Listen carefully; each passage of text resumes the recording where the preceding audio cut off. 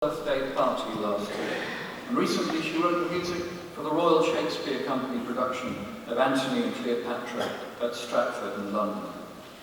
But however successful you are, there are formidable challenges to face. With every new song, with every new album, we're starting again. With every new gig, the fear that something could go wrong. Acknowledging it is half the battle. And Laura's own frankness in talking about her stage fright, for example, in a brilliant 2017 documentary for BBC Woman's Hour, has inspired millions of others to take stock and seek help. Ladies and gentlemen, to see a local artist, one of our own graduates, reach the heights of her profession is the very best kind of validation for what we all do. But when you look at Laura's career in the context of the times we live in, there's something else. That unique sound of hers, drawing together different cultural traditions to create something wonderfully new. It's a reminder that now, of all times, is the time to treasure the diversity of our city and of our country. So Chancellor, Pro-Chancellor, Vice-Chancellor, distinguished guests, colleagues, graduands, it gives me enormous pleasure to invite the Vice-Chancellor to confer the degree of honorary doctor of Birmingham City University, honoris causa, on Laura Mvula.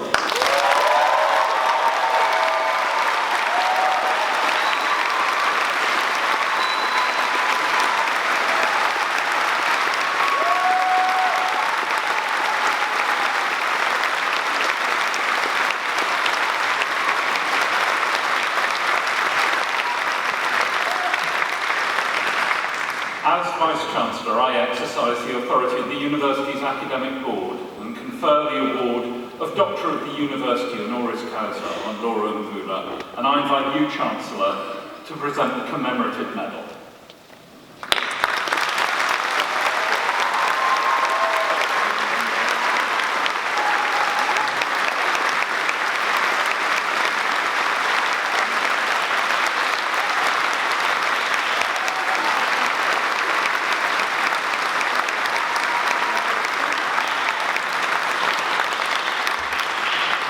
Completes the conferment of the award of Doctor of the University honoris causa, and I now invite Laura to address the congregation.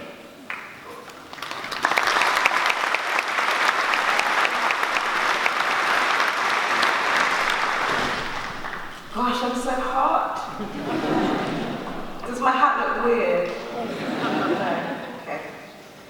I was really teary just then. I didn't expect tears. I was asked to say a few words or sing a song. You're having a laugh! So because I felt like singing was the easy option, I decided to do what makes me want to poo my pants and give a speech, so here goes. Thank you. Chancellor, Pro-Chancellor, Vice-Chancellor, distinguished guests, ladies and gentlemen, I join you in fervent celebration by extending my congratulations to the achievements of all graduates here today. It's hard for me to describe the depth of honour and thanks I feel to be conferred an honorary doctor of the Royal Birmingham Conservatoire. Upon hearing the news, I promptly informed my record label, management, friends, family that I shall henceforth only be responding to my new title, Dr. Laura Mvula.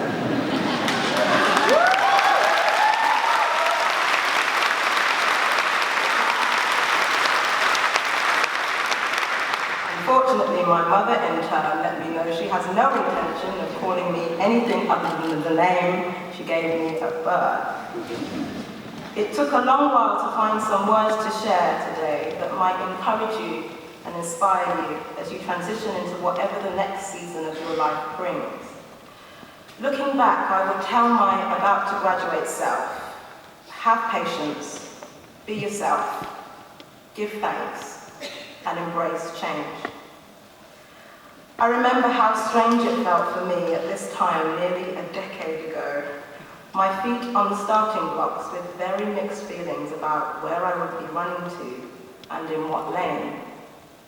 I say starting blocks, but the first lesson that took me a while to learn after leaving this hall was there is no race. There's no rush. Despite the pace and pressures of our millennial modern life, constantly wrestling with the expectation that we should probably have it all figured out. And secondly, there's no competition. No point or purpose in bringing a comparative mindset into the solitary journey that a life in the creativity of arts affords you.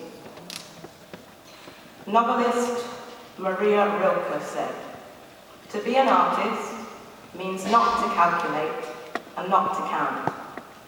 To mature like a tree that does not pressure its sap and stands amid the spring storms with assurance and without the slightest fear that summer might not come. It does come, but only for the patient ones. Patience is everything." So if we are to be patient then, in place of the calculations and counts, we must rely on our sense and knowledge of who we are and hush those familiar doubts. A few weeks ago, at a show in Romania, I was about to take the stage and perform my songs when those thoughts crept in. A crisis of faith that calls into question, what gives me the right? When are they going to figure out I'm just a wannabe? In my in-ear monitors, I hear that 20-second intro to the first song, and I manage to tranquilize the cacophony of voices in my head, and I become present. The music leads, not only because it is mine, but also because it is me. Be yourself. At the 2014 Brit Awards, I learned another valuable lesson. I was nominated in the Best Female category. I tried to put aside any hopeful expectations. When it came time for the winner to be announced, the now departed and dearly missed icon Prince, whom I had heard from different corners was a fan of mine and who had been a great support to me in my work, he took to the stage. Everything started to align. The room fell silent, and sure that they had picked my mentor to present the award to me, I envisaged walking triumphantly to receive my Brit Award. As the envelope opened, I checked and readied myself for the walk to the stage. When Prince passed the envelope to his band to announce the winner, I was half a beat into standing when I realized that my name was not Ellie Goulding. I remember what upset me more than losing out was the fact that I was upset. Despite my best efforts, I had allowed myself to be defined by something else, defined at all. From sitting exactly where you are now to sitting back down that night, from preparing for the release of my debut album, Sing to the Moon, to stepping out to give that first TV performance on Graham Norton, from signing my first record deal to being dropped by the same record label, and from handing in my final composition to head of composition, Joe Cutler, 10 long years ago, to inviting him last year to attend the BBC Proms premiere of a piece I wrote and composed.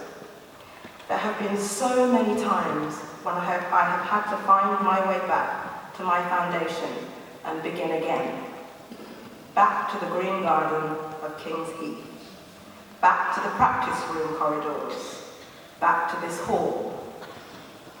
The strength of firm foundation should never be taken lightly.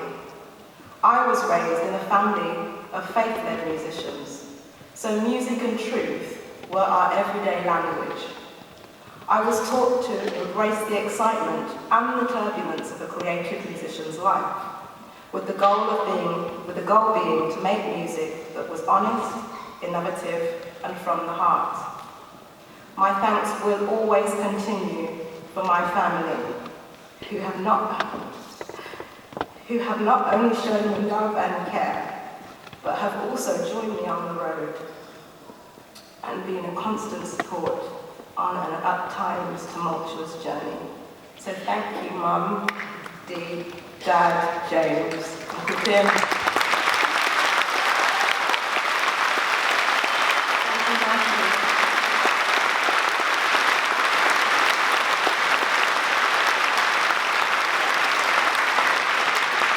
Just want to finish with some words Joni Mitchell once said.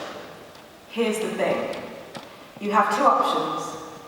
They're going to crucify you for staying the same. If you change, they're going to crucify you for changing. But staying the same is boring, and change is interesting. So of the two options, I'd rather be changing. These words are as much a reminder to myself as an encouragement to you. This might feel like the end of one thing, but it's equally the beginning of something else. So class of 2019, I urge you to have patience with yourselves. Be who you are. Don't allow yourself to be defined.